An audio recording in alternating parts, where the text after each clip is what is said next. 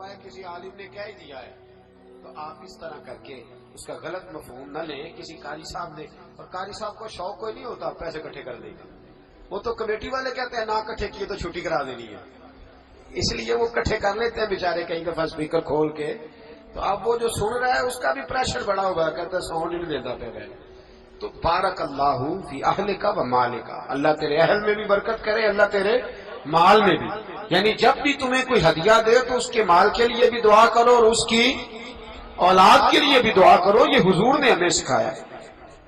قرض ایک صحابی پہ بڑا چڑھ گیا تو حضرت عبداللہ ابن مسعود سے کہنے لگے قرضہ بڑا چڑھ گیا. فرمانے لگے تمہیں وہ دعا نہ سکھاؤں جو ہمیں نبی پاک نے سکھائی ہے. فرمایا اگر تمہارے اوپر پہاڑ کے برابر بھی قرضہ ہوگا تو اللہ تمہارے قرضے کا بندوبست فرما دے گا. اور مسئلہ یہ ہے دعائیں یاد کرنی پڑتی ہیں اور پڑھنی پڑتی ہیں. یاد کرنی پڑتی ہیں، اور ہم ہیں تعویذ پہ لگے ہوئے کہ کچھ لکھ کے دے دیں تاکہ باندھ لوں. دعا سکھائی نبی پاک نے. کیا فرمایا؟ اللہم اکفنی بحلالک عن حرامک واغننی بفضلک عمن سواک.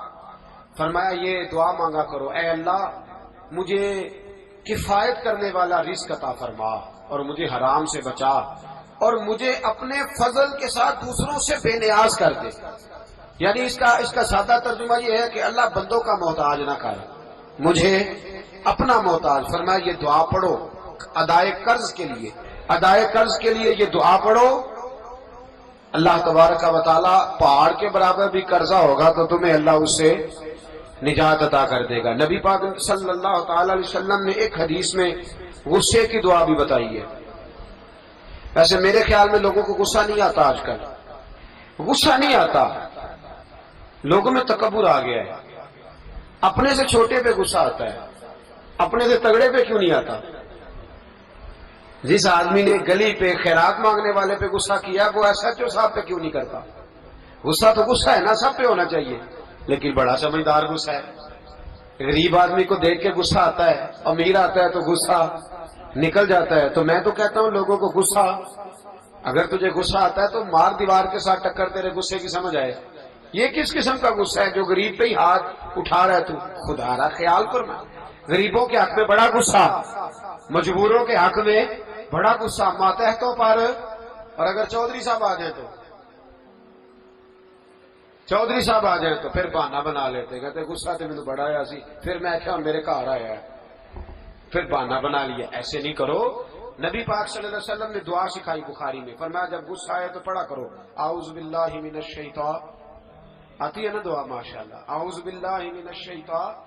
جب غصہ آئے تو یہ والی دعا پڑھ لیا.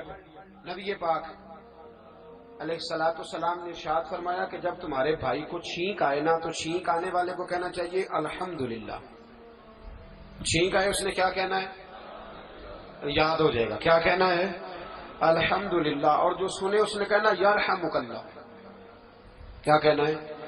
یرحمک اللہ، اللہ تجھ پہ رحم کر. یہ پڑھنا ہے اس نے. حضرت عبداللہ بن مبارک رحمۃ اللہ تعالی علیہ نا دریا کے کنارے کھڑے تھے، کشتی سے اترے تھے ابھی اور وہیں کھڑے تھے. تو ایک آدمی، دو چار لوگ کشتی میں کنارے سے آپ کے پاس سے گزرے تو ایک کو چھینک آئی، اس نے کہا الحمدللہ. اب سنت ہے کہ جواب دو یرحمک اللہ، اللہ تیرے اوپر رحم فرما. جواب دینا تھا لیکن وہ کشتی تیزی سے گزر گئی.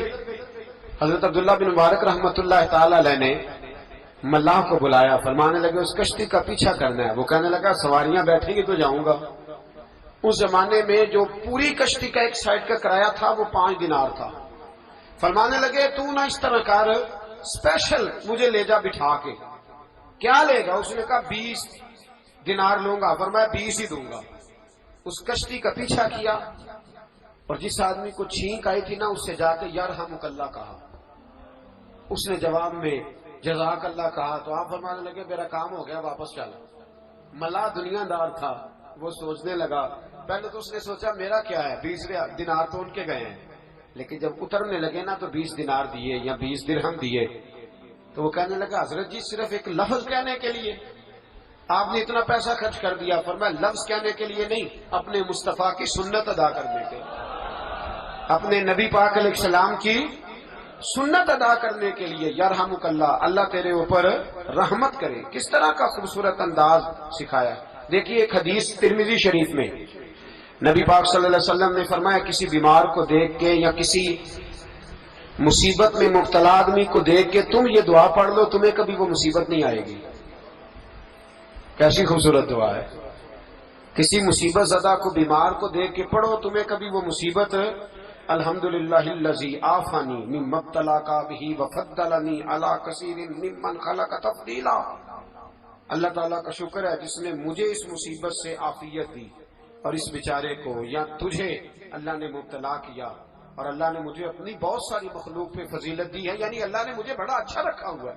یار میں تو الحمدللہ بڑا اچھا ہوں. دیکھو بیچارہ, یعنی یہ دعا بھی ہے اور اپنے اوپر شکر ادا کرنے کا ایک. اعلیٰ حضرت فاضل بریلوی رحمت اللہ تعالیٰ علیہ کو نا گلے کے اندر چھوٹی چھوٹی 2 پھنسیاں نکل آئی تو اس زمانے میں طاعون کا مرض پھیلا ہوا تھا.